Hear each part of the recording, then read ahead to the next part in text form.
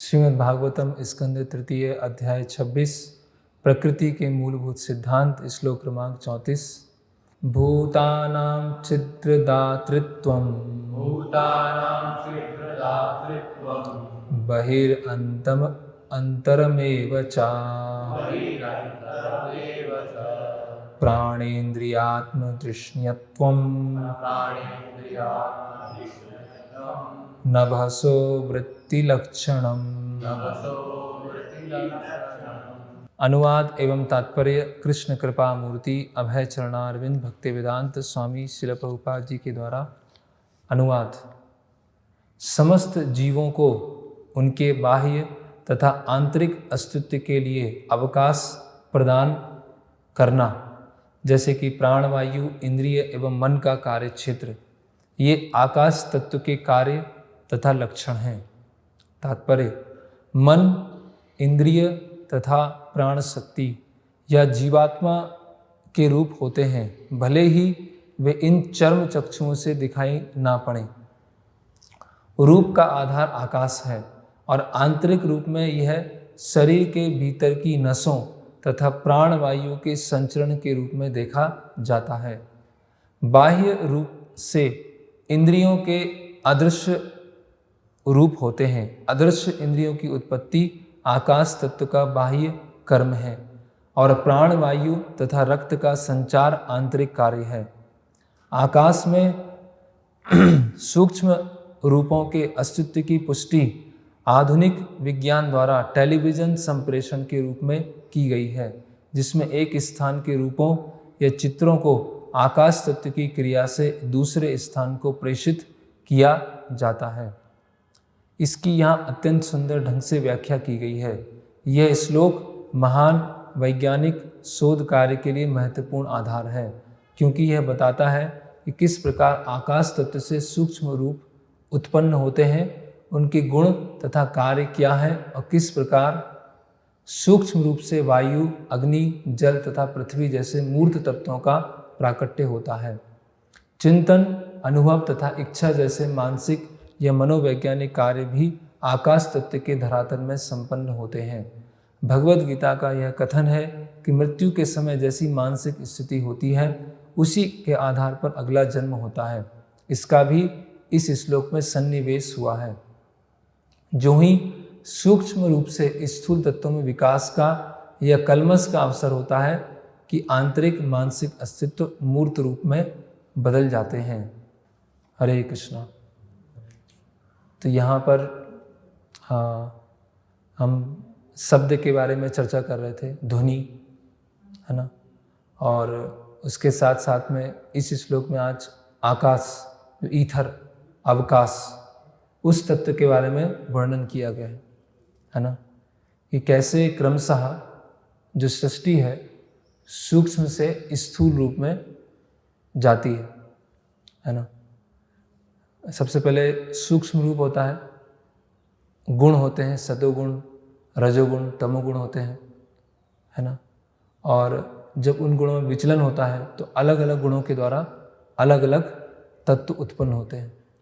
तो अभी हम जो तमोगुण में उत्पन्न हुए हैं उनके बारे में चर्चा कर रहे हैं कि कर्मेंद्रियां हैं, ज्ञानेंद्रियां हैं और शब्द, है ना, ध्वनि उत्पन्न होती है।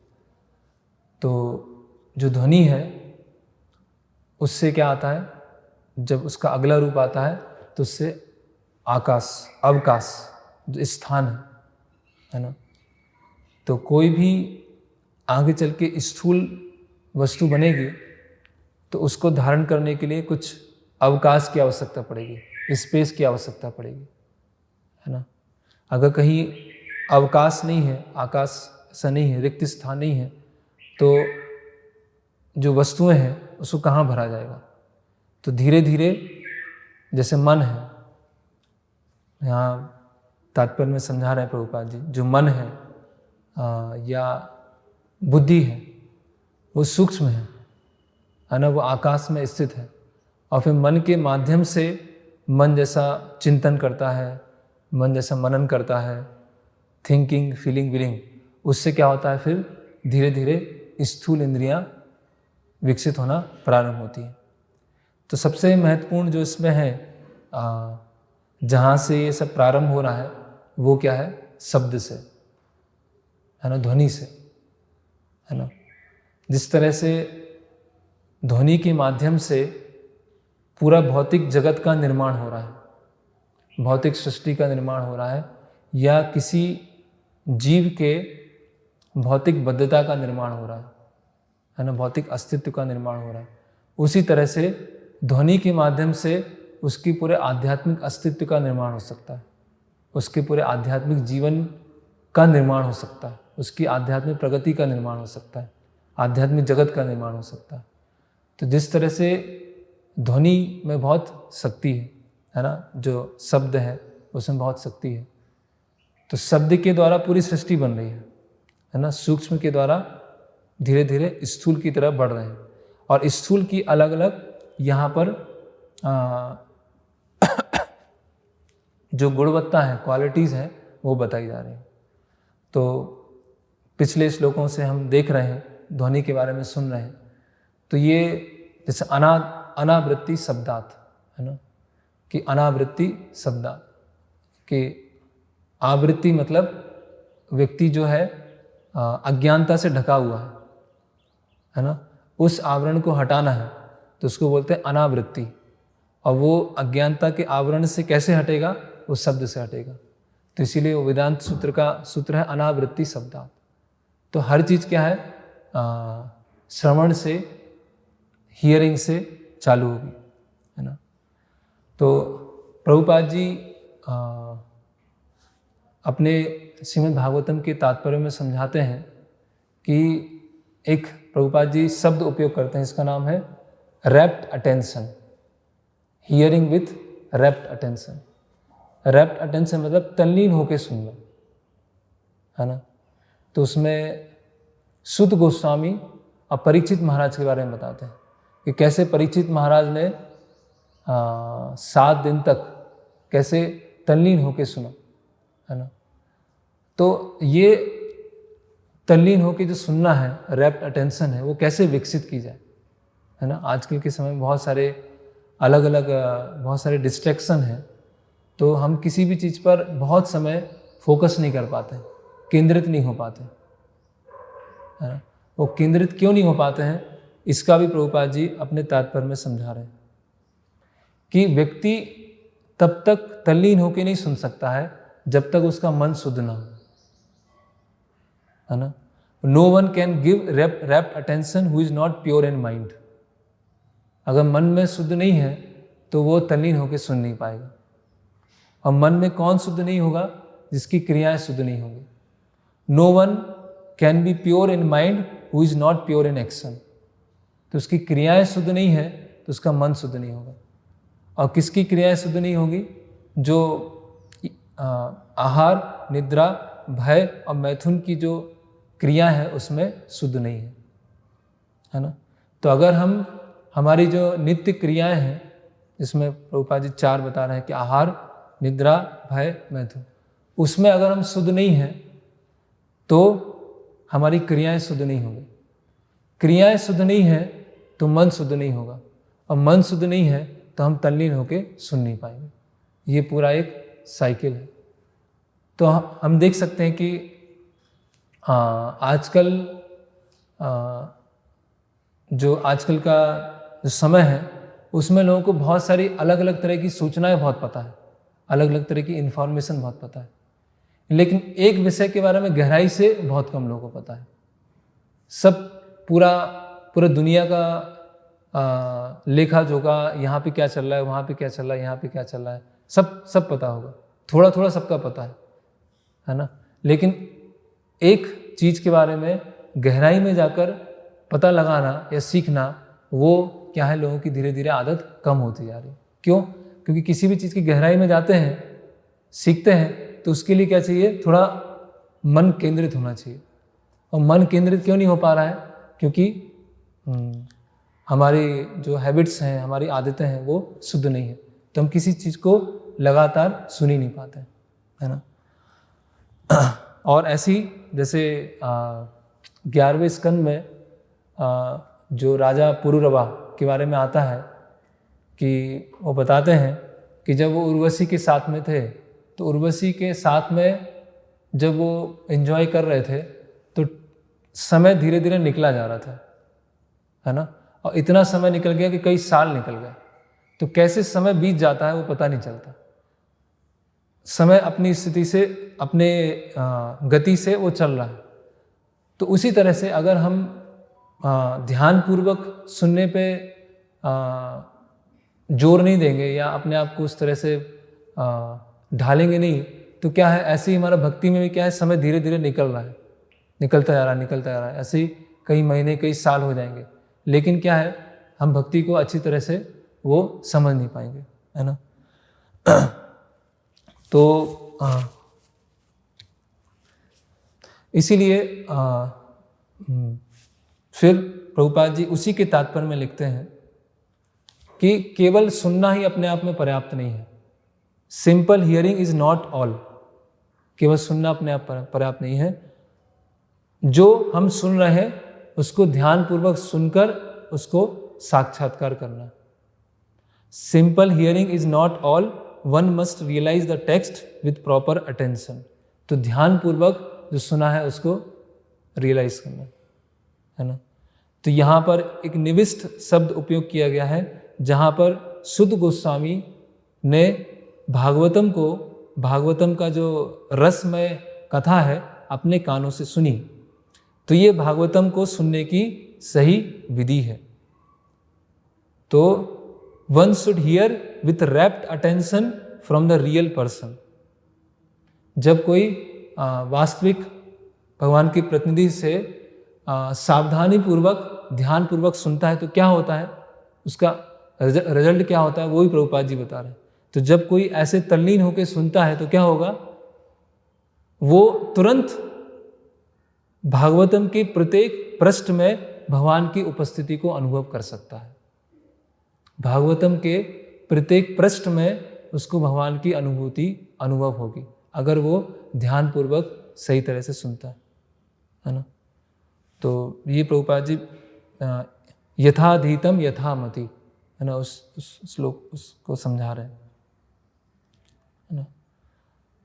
तो आजकल हम देखते हैं कि जैसे इंटरनेट है ना, या सोशल मीडिया है, तो उसके माध्यम से एक स्तर पर प्रचार करना बहुत थोड़ा आसान हो गया है कि आज लॉकडाउन है या हम घर नहीं मंदिर नहीं जा पा रहे हैं, तो बहुत बड़े स्तर पर हम भोपाल में बैठ के पूरे भारत में प्रचार कर सकते हैं, है ना।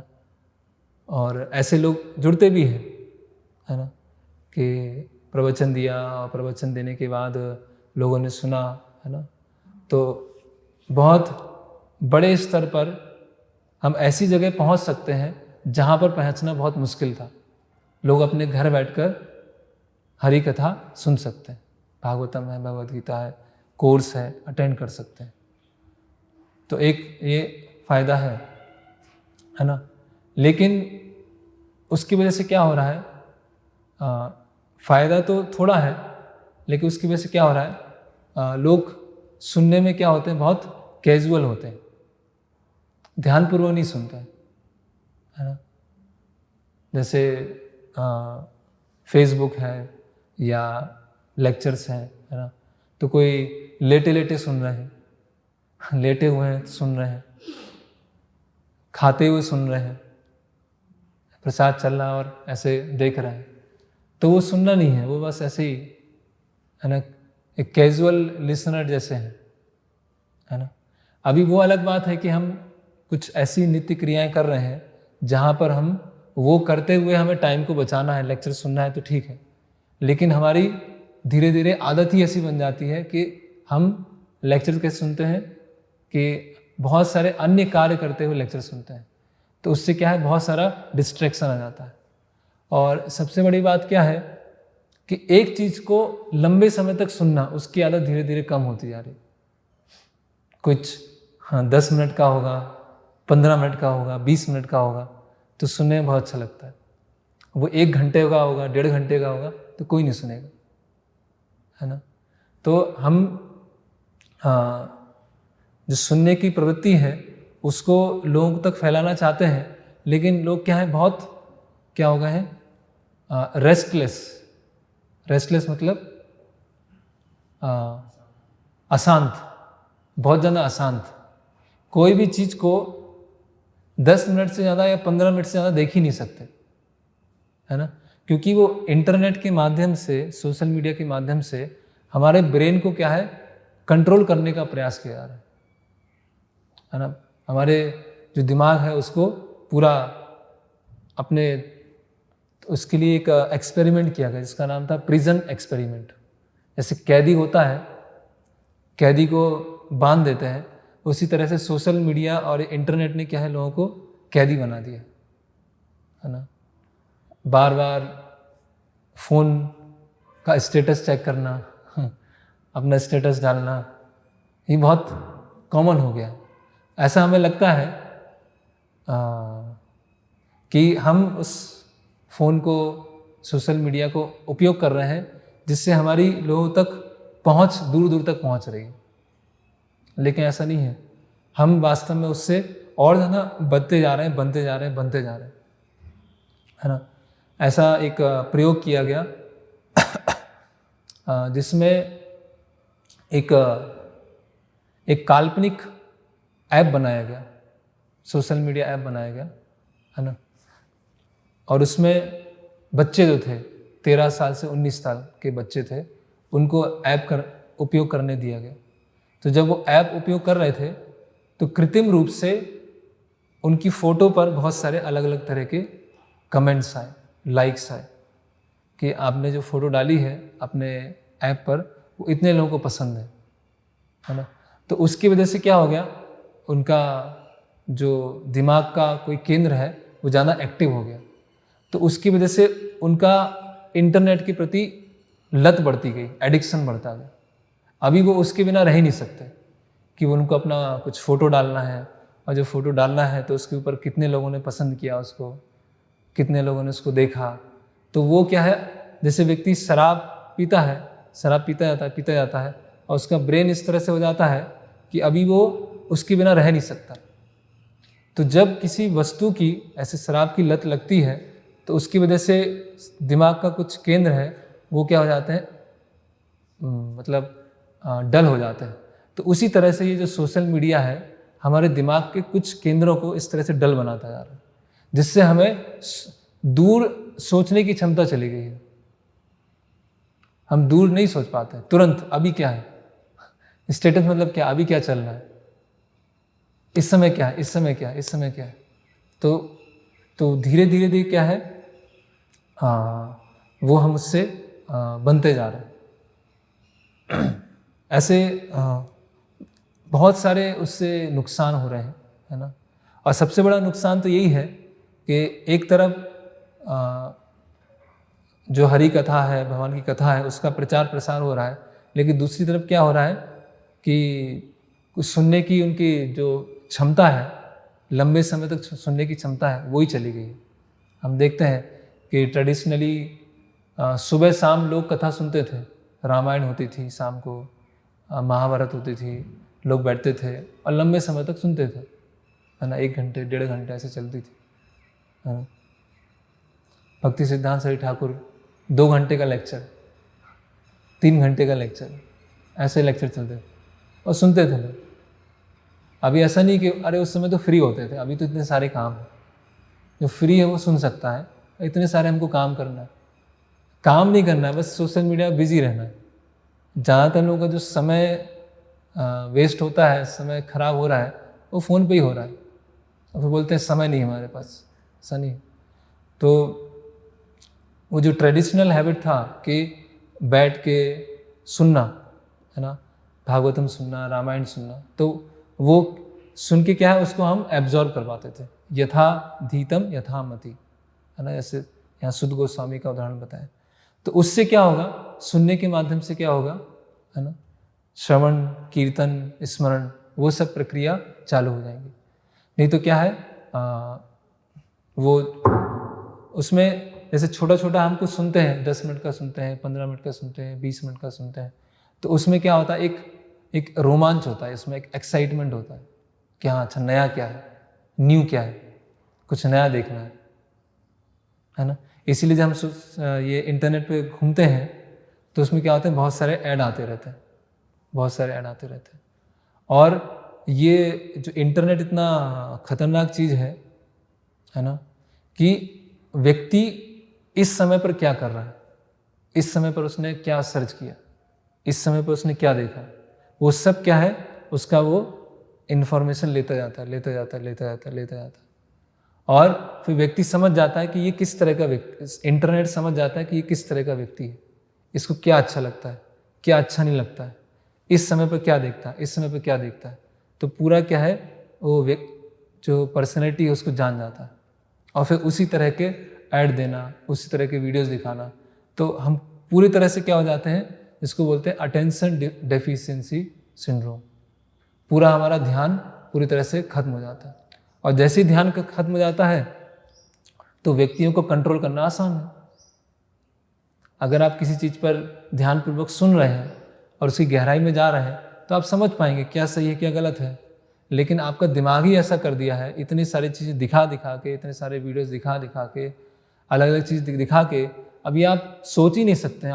आपकी जो विवेक बुद्धि है वो खत्म हो गई है कि सही जीवन में सही क्या है, गलत क्या है, क्या सही रास्ता है, क्या गलत रास्ता है, वो आपने सोचने की क्षमता ही चली गई है। तो अभी क्या है, आपको कंट्रोल करना आसान हो गया। अभी जो आपको बेचेंगे, जो आपको दिखाएंगे वो आप खरीदेंगे। क्यों? क्योंकि इतना बड़ा मार्केट खरीद रहा है ना। जैसे लोग अपने जैसे आर्टिफिशियल इमेज क्रिएट करना इंटरनेट पर, है ना। कोई ऐसा दिखता नहीं है, हाँ, कोई गोरा नहीं होगा, लेकिन उसको फोटो सब बना के उसको गोरा बना दिया जाएगा। आर्टिफिशियल इमेज क्रिएट करना ऐसे ही हो रहा है ना। तो हम जो वास्तव में जीवन की वास्तविकता है उससे इतना दूर कट जाते हैं, इतना दूर चले जाते हैं और पूरी तरह से इंटरनेट पर, सोशल मीडिया पर खो जाते हैं। जीवन में वास्तव में क्या समस्याएं हैं, जन्म, मृत्यु, बुढ़ापा, बीमारी, है ना। अभी हम भौतिक दृष्टि से देखें तो किसी को पढ़ाई करना है या कैरियर है, बहुत सारी चीज़ें हैं, तो उससे हम बिल्कुल अपनी तरफ से कट जाते हैं और हमारी क्या हो जाती है, एक इंटरनेट लाइफ हो जाती है, इंटरनेट का जीवन हो जाता है।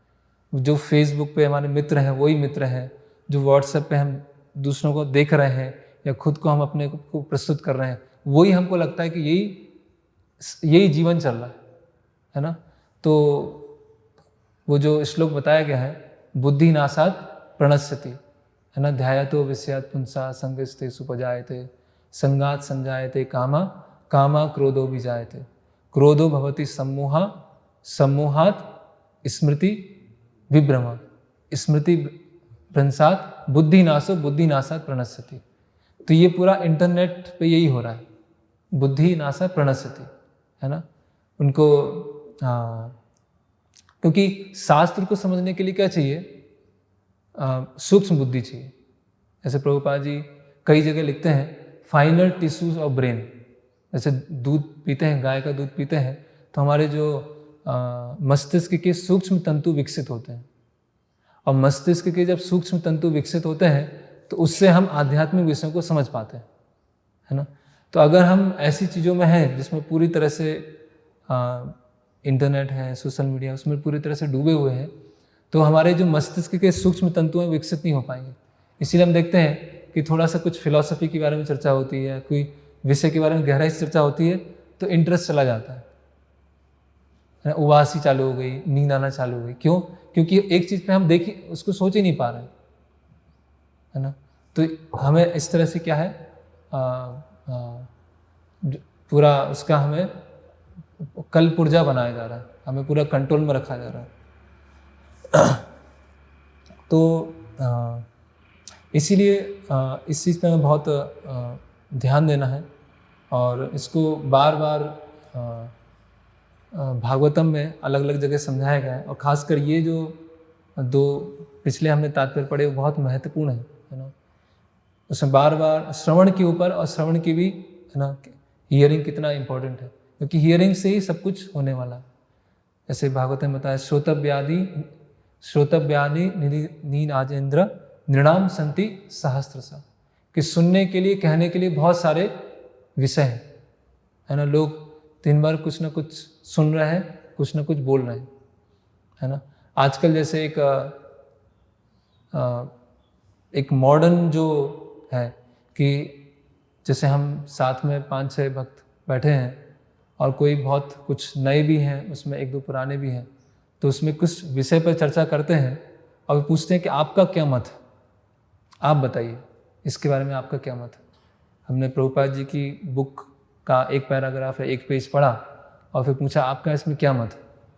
अभी नया जो व्यक्ति है उसका मत जानने से क्या मतलब, ये मत लेने से क्या मतलब, क्योंकि जब तक वो प्रभुपाद जी की बुक्स अच्छी तरह से पढ़ेंगे नहीं, प्रभुपाद जी के लेक्चर नहीं सुनेंगे, तो उसमें क्या है, ये मॉडर्न तरीका कि सबको हमें इन्वॉल्व करना है, सबको। लेकिन ट्रेडिशनल तरीका क्या है, पहले सुनना है, फिर काफ़ी समय तक सुनना है, महीने या साल तक सुनना है, फिर वो बोलने के लिए तैयार होंगे। तो वो जो मॉडर्न सिस्टम है कि हाँ अच्छा आप बताइए क्या है, आप बताइए, तो वो कब स्टेज आ सकती है, जब कुछ साल हो जाए, अदरवाइज सुनते जाना है ना। और जैसे रूप गोस्वामी बताते हैं, है ना, कि दो कान भी पर्याप्त नहीं है ना, कई कान हो, कई हजारों कान हो, है ना। तो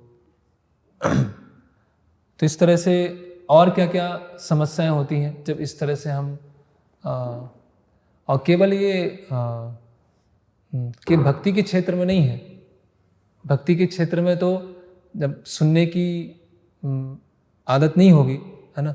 हम देखते हैं भक्ति के क्षेत्र में क्या होता है, लोगों को बोलने की ज़्यादा आदत होती है ना, बोलना ज़्यादा चाहते हैं, सुनना कम चाहते हैं, है ना। अपना मत, अपना ओपिनियन वो रखना ज़्यादा चाहते हैं, है ना। तो जब सुना नहीं होगा तो बोलेंगे क्या, है ना, कचरा ही निकलेगा। और जब सुना होगा, जब भगवान की कथा सुनेंगे तो भगवान की कथा निकलेगी। अब पूरे संसार का सुन के आए हैं और भक्ति में आए और फिर बोलने की ज़्यादा आदत है, तो वो क्या निकलेगा, जो संसार में सुन के आए हैं वो ही निकलेगा, है ना। तो इसीलिए ये सुन, तो अलग अलग चीज़ें क्या हो जाती है जब हमें केंद्रित करने की क्षमता हमारी चली जाती है। जैसे हम देखते हैं कि जब अधिक से अधिक लोग सोशल मीडिया का या इंटरनेट का उपयोग करते हैं तो उनकी हेल्थ भी धीरे धीरे खराब होना चालू हो जाती है ना। रात में बहुत लंबे समय तक सोशल मीडिया, इंटरनेट यूज़ करना, तो नींद की समस्याएं, है ना, खाने की हैबिट्स, है ना, और बहुत सारे मानसिक विकार, वो सब चालू हो जाते हैं। ये सब क्यों हो रहे हैं, ये इंटरनेट के कारण हो रहे हैं, है ना। और इंटरनेट पे ऐसे बहुत सारी जो गलत इन्फॉर्मेशन है वो भी स्प्रेड की जाती है, बहुत सारी फेक न्यूज़ है उसको स्प्रेड करते हैं, जो वास्तव में हो नहीं रहा है, लेकिन उस गलत सूचना को इंटरनेट के ऊपर डालकर लोगों को इस तरह से बताया जाता है कि पता नहीं क्या बाहर के ऐसी क्या बड़ी चीज़ होगी, क्या हो गया, है ना। और उसके माध्यम से लोगों को कृत्रिम रूप से गलत इन्फॉर्मेशन डाल के उनको कंट्रोल करने का प्रयास किया जाता है इन सोशल मीडिया के माध्यम से। ये बहुत ही प्रसिद्ध है, बहुत फेमस है ना। कोई भी चीज़ आपको मार्केट में प्रमोट करना हो, उस ऐड करते जाओ, है ना। जो दिखेगा, वो जो दिखता है वो बिकता है, ऐसा होगा। लेकिन वास्तव में सही क्या है, गलत क्या है, वो लोगों को पता नहीं। और कई चीज़ क्या होती है, कई जो इंटरनेट और सोशल मीडिया का उपयोग करते हैं, कई लोगों को सोशल मीडिया के माध्यम से ऐसा कुछ गेम्स खेलते हैं और मृत्यु भी हो जाती है, सुसाइड कर लेते हैं, है ना। ऐसे 3-4 साल पहले एक ब्लू व्हेल चैलेंज वो गेम आया था, लोग उसको खेलते थे, 50 दिन का आपको ये करना है, और ऐसी स्थिति आ जाती थी कि लोग अपने आप को मार देते थे, सुसाइड कर लेते थे, है ना। और ये अभी भी ऐसी बहुत सारी चीज़ें भी हो रही हैं सोशल मीडिया के माध्यम से। फिर आपके जो अकाउंट है, आपका पैसा है, उसको हाईजैक करना। आपके अकाउंट में पैसा है और कुछ सेकंड में सारा पैसा आपका ट्रांसफ़र हो सकता है है ना। ऐसे बहुत सारे गिरोह हैं जो फ़ोन करेंगे बैंक के नाम पर, है ना, कि हम इस बैंक से बोल रहे हैं, ऐसा है, और आप बस इतना कर दीजिए और आपका ये पैसा आ जाए, और 5 मिनट के अंदर आपके लाखों पैसे ट्रांसफर, है ना। तो लोग सोचते हैं कि ये टेक्नोलॉजी से या इंटरनेट एज आने से बहुत सारा कंफर्ट बढ़ गया है, बहुत सारा टाइम सेव कर लेते हैं, है ना। पहले में बैंक जाना पड़ता था, फिर ड्राफ्ट बनाना पड़ता था, फिर लोगों को देने जाना पड़ता था, कितना टाइम लगता था। आज तो एक क्लिक करते हैं और सब चला जाता है। लेकिन अभी पैसा क्या आ गया, पूरे कंट्रोल में आ गया। गवर्नमेंट क्या है, पूरा उसको कंट्रोल करके देख रही है कि इसके पास इतना पैसा है, ये है, और किसी भी समय वो डिजिट दिख रहा है कि 10000, वो एक उससे हट जाएगा और 000 बचेगा। और फिर आप किसको क्लेम करेंगे, किसको जाके बोलेंगे कि मेरा तो एक था कि वह 0 बचा। सब बोलेंगे अरे ऐसा तो हुआ ही नहीं, क्या है बता दो आप, ऐसा तो कुछ हुआ ही नहीं है। तो जो वास्तव में पैसा था, कि गोल्ड था, अनाज था, ज़मीन था, अभी किस में चेंज हो गया, डिजिट में चेंज हो गया। डिजिटलाइजेशन, डिजिटल इंडिया, है ना। तो ऐसा लगता है कि बहुत सारी सुविधाएं बढ़ी हैं और बहुत सारा टाइम सेव हुआ है, लेकिन सब क्या है, उल्टा हो रहा है, और हम डिस्ट्रैक्ट ज़्यादा हो रहे हैं और टाइम हमें कम मिल रहा है ना। पूरी अभी ऐसी स्थिति आ गई है कि कोई युवा को बोले कि आप एक दिन सोशल मीडिया यूज मत कीजिए या एक दिन व्हाट्सएप यूज मत कीजिए, तो वो पागल हो जाएगा कि ऐसा संभव ही नहीं है कि मैं अपने व्हाट्सएप को चेक नहीं करूं, है ना, मैं अपने फेसबुक को चेक नहीं करूं। क्यों? क्योंकि मन में क्या चला गया है, मस्तिष्क में क्या चला गया है, पूरा वो नशा, एडिक्शन चला गया, और उस नशे की वजह से, एडिक्शन की वजह से वो उसके बिना वो रह ही नहीं सकता है। उसे वो, क्योंकि वो पूरा डिज़ाइन ही इसी तरह से किया गया है ना, उस तरह से उसके कलर्स हैं, उसकी तरह से वीडियोज़ हैं, उसकी तरह, इस तरह से वो डिज़ाइन ही इस तरह से किया गया कि व्यक्ति को, उस व्यक्ति की जो पर्सनैलिटी है उसको वो चीज़ आकर्षित करे, और आकर्षित करके वो क्या है, वो पूरी तरह से उसमें फंस जाए। और इसमें बहुत सारे ऐसे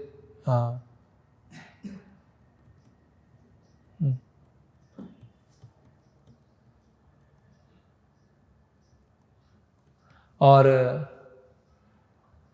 जो इस तरह से ज़्यादा जिनका केंद्रित करने की क्षमता बहुत कम हो जाती है ना, तो उनके अंदर एक गुण चला जाता है ना। कौन सा गुण चला जाता है? इंट्रोस्पेक्शन। इंट्रोस्पेक्शन मतलब आत्मचिंतन करना, है ना, कि कैसे मुझे, हम भक्ति के परिप्रेक्ष्य से देखें तो कैसे मुझे अपने आप को इम्प्रूव करना है, कैसे आगे बढ़ना है, या क्या मुझसे गलतियाँ हुई हैं, कैसे मुझे सुधारना है। तो वो सब चीज़ें क्या है, आत्मचिंतन करने की क्षमता चली जाती है। क्योंकि आत्मचिंतन के लिए क्या चाहिए? शांत मन चाहिए। और सोशल मीडिया ने क्या कर दिया, आपका मन पूरी तरह से अशांत करके रखा है ना। और इसकी वजह से क्राइम बढ़ जाता है ना। व्यक्ति बहुत उद्वेगित हो जाता है, इम्पल्सिव हो जाता है, उसका नेचर क्या हो जाता है, इम्पल्सिव, है ना। तुरंत झगड़ा, तुरंत निर्णय लेना, है ना, हर चीज़ तुरंत चलती है, फास्ट, है ना। सबका जीवन फास्ट हो गया ना, हर चीज़ में फास्ट, तो झगड़ा भी फास्ट होते हैं, क्राइम भी बहुत फास्ट होने लगे, है ना। इसका कारण यही है कि लोग वो जो सुनने की प्रवृत्ति है ना, सुनने, वो क्या है, धीरे धीरे वो कम होती जा रही है। और क्या होता है, और उसमें सेल्फ रिकॉग्निशन, खुद को कैसे हम प्रेजेंट करें, खुद को दिखाने की, कैसे इंटरनेट पर, सोशल मीडिया पे अपने आप को किस तरह से प्रेजेंट किया जाए, है ना। और डर होता है, अगर मैं इस मीडिया पे नहीं हूँ तो हमें लगता है कहीं मैं पूरा जीवन मैं अकेला तो नहीं हूँ, मैं खो तो नहीं गया। मतलब मैं अगर सोशल मीडिया पे हूँ, इंटरनेट पे हूँ, तो मैं पूरे दुनिया के साथ में हूँ। अगर उस पर नहीं हूँ तो लगता है कि अनाथ हो गया जैसे। ऐसे किसी के पास फ़ोन नहीं है आजकल तो लगेगा ये तो अनाथ है किसी कोई सोशल मीडिया पे नहीं है तो ऐसा पूरा जो भावना है लोगों के मन में डालते जा रहे हैं। और कुछ और भी प्रयोग किए गए हैं। फिर इसमें एक ये आता है कि व्यक्ति जो कृत्रिम जीवन है उसमें इतना खो जाता है कि जो जीवन की वास्तविक समस्याओं को कैसे सुलझाना है या कैसे फेस करना है वो नहीं कर पाता। जब जीवन की वास्तविकता आती है, वास्तविक समस्या आती है, तो उसको सहन न करने के कारण उसमें बहुत से अलग अलग तरह की विकृतियाँ आ जाती हैं, अलग अलग तरह की समस्या आ जाती है। और इसीलिए मानसिक रोग और सुसाइड करना ये बहुत आम बात हो गई है ना, क्योंकि उसको इंटरनेट पे कुछ और दिखता है और वास्तविक जीवन में और कुछ दिखता है। इंटरनेट पे सब बढ़िया लग रहा है, सब अच्छा लग रहा है ना, लेकिन जब वास्तविक जीवन में आता है तो सब कुछ विपरीत लगता है। तो उसकी वजह से क्या है, बहुत सारी अलग अलग तरह की समस्याएं आती हैं। तो ये कुछ अलग अलग तरह की घटनाएं हैं इसमें। और इंटरनेट पे ऐसी चीज़ें प्रमोट की जाती हैं, है ना, कुछ ऐसी अश्लील चीज़ें प्रमोट की जाती हैं। उसकी वजह से तो क्या है, दिमाग पूरी तरह से नष्ट हो जाता है। और उन चीज़ों को देखने से व्यक्ति का आध्यात्मिक विषय में तो रुचि पूरी तरह से खत्म हो जाती है ना, क्योंकि उसको क्या चाहिए, जैसे प्रभुपाद जी एक भागवतम के तात्पर्य में लिखते हैं, टेक्नोलॉजी टिटिलेट्स माइंड, कि तकनीक जो है वो मन को क्या करती है, उद्वेगित करती है ना। तो जो जितना ज़्यादा टेक्नोलॉजी की यूज करता है उसका मन क्या रहता है, उतना ज़्यादा उद्वेगित रहता है। और मन को उद्वेगित करने के लिए अगर ऐसा कंटेंट दिखा दिया जाए, ऐसा कोई मूवी है या कुछ ऐसा गाना है वो दिखा दिया जाए, तो व्यक्ति क्या है, हमेशा अशांति रहेगा और फिर उसको वैसी ही चीज़ चाहिए। और वैसी चीज़ वो सब चीज़ नहीं मिलेगी तो, और आध्यात्मिक विषयों के बारे में सुनाया जाएगा तो वो नहीं बैठ पाएगा, सुन ही नहीं पाएगा। इसलिए आज हम देखते हैं किसी को हम बोलते हैं कि आप आइए प्रवचन में बैठे, नहीं सुन पाते। तो बाकी चीज़ों में बहुत इंटरेस्ट होता है लेकिन सुनने में इंटरेस्ट नहीं होता। तो ये बहुत महत्वपूर्ण चीज़ें हैं। तो जितना हमें उपयोग है, क्योंकि अब इस संसार में माया अलग अलग जगह पे जाके अटैक कर रही है, तो इसीलिए हमें उन सब चीज़ों का उपयोग करना पड़ता है प्रचार करने के लिए, है ना। जैसे कोई चोर है, गलत डायरेक्शन में चला गया, ट्रैफिक लाइट तोड़ के चला गया, तो पुलिस को भी ट्रैफिक लाइट तोड़ के वहाँ पे जाना पड़ता है। किस लिए, इससे उसे पकड़ के लेके जेल में डाल सके। अभी ऐसा नहीं बोलेंगे पुलिस ने भी ट्रैफिक लाइट तोड़ दी, चोर भी तोड़ के गया, पुलिस ने भी तोड़ दी, तो दोनों को फाइन लगना चाहिए, है ना। तो दोनों क्यों नहीं लग रहा है, पुलिस गया है किस लिए, इसे उसे पकड़ने के लिए। जैसे एक बार एक रिपोर्टर ने प्रभुपाद से पूछा कि आप ये जो मॉडर्न एडवांसमेंट है उसकी भर्त्सना करते रहते हैं, लेकिन आप खुद एरोप्लेन में घूमते हैं एक जगह से दूसरी जगह, है ना, तो आप बोलते हैं कि ये यूजलेस है, बेकार है, फिर भी आप उपयोग कर रहे हैं। तो प्रभुपाद बोले कि हाँ यूजलेस है, जब तक मैंने उपयोग नहीं किया था तब तक यूजलेस है, और जब मैंने उपयोग कर लिया तो उसकी उपयोगिता आ गई। तो उसी तरह से अल्टीमेटली सेंस में देखा जाए तो ये टेक्नोलॉजी बेकार है, लेकिन लोग टेक्नोलॉजी में फंसे हुए हैं, इसीलिए हमें प्रचार के माध्यम से वहाँ पहुँचना पड़ता है, लोगों को लाना पड़ता है, जिससे वो अंततः टेक्नोलॉजी को छोड़ दें, है ना। और जब टेक्नोलॉजी को छोड़ेंगे तो इसी तरह से कि जो हम इंटरनेट के माध्यम से, सोशल मीडिया के माध्यम से प्रचार करते हैं तो उसमें फ़ायदे हैं, लेकिन अगर हम सावधान नहीं रहेंगे तो बहुत सारे उसमें नुकसान भी हो जाएंगे, है ना। तो हमें एंटरटेनमेंट, है ना, या लोगों को अच्छा लगे उसके हिसाब से कुछ बनाना और फिर उसको प्रमोट करना, तो वो नहीं है, जिससे लोग जैसे प्रभुपाद जी एक वर्ड यूज करते हैं, कीन लिसनर, है ना। कीन मतलब उत्साही श्रोता, उत्साही श्रोता या तल्लीन श्रोता। तो इस तरह से हमें लोग चाहिए, ऐसा नहीं कि बस थोड़ा सुना फिर उसमें चले गए, थोड़ा ये सुना फिर उसमें चले गए, फिर ये सुना फिर उसमें चले गए। इतने ज़्यादा रेस्टलेस हैं कि एक चीज़ को लगातार देख ही नहीं पाते, एक चीज़ को लगातार सुन ही नहीं पाते। तो ऐसे लोगों को आकर्षित, ऐसे लोग भक्ति में भी आएंगे तो यही करेंगे। तो अच्छा है कि इस तरह से हमारा कृष्ण भावनामृत का प्रस्तुतिकरण होना चाहिए जिसमें लोग गंभीर चीज़ सुनना चाहें, है ना, और उसकी जो हरि कथा है उसकी गहराई में जाकर उसको सुनेंगे तब वास्तव में प्रगति होगी। नहीं तो क्या है, केवल हम सतही स्तर पर रहेंगे, सुपरफिशियल स्तर पर रहेंगे, है ना। और जब सुनेंगे वो शब्द ध्वनि आएगी तो बाकी सब चीज़ें अपने आप आती जाएंगी। बाकी जैसे भौतिक सृष्टि शब्द के माध्यम से अपने आप आती जा रही है ना।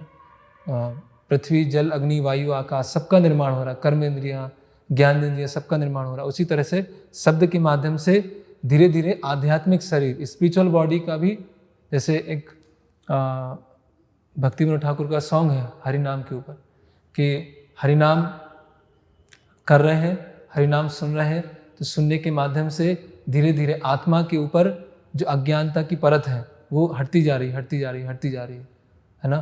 फिर आत्मा का जो वास्तविक स्वरूप है वो विकसित होता जा रहा है। और उसी हरि नाम के माध्यम से एक दिन ऐसा समय आया कि आध्यात्मिक शरीर मिल गया, और उस हरि नाम के माध्यम से वही आध्यात्मिक शरीर गोलोक वृंदावन पहुंचता है, और उसके माध्यम से फिर आध्यात्मिक शरीर के माध्यम से भगवान की सेवा करना चालू करते हैं। तो वो पूरा क्रम है उसमें, कि कैसे हरि नाम के माध्यम से, सुनने के माध्यम से इस भौतिक जगत में लेकर आध्यात्मिक जगत में भगवान की सेवा करना है, उसका पूरा क्रम है ना। आध्यात्मिक प्रगति का पूरा क्रम बताया गया।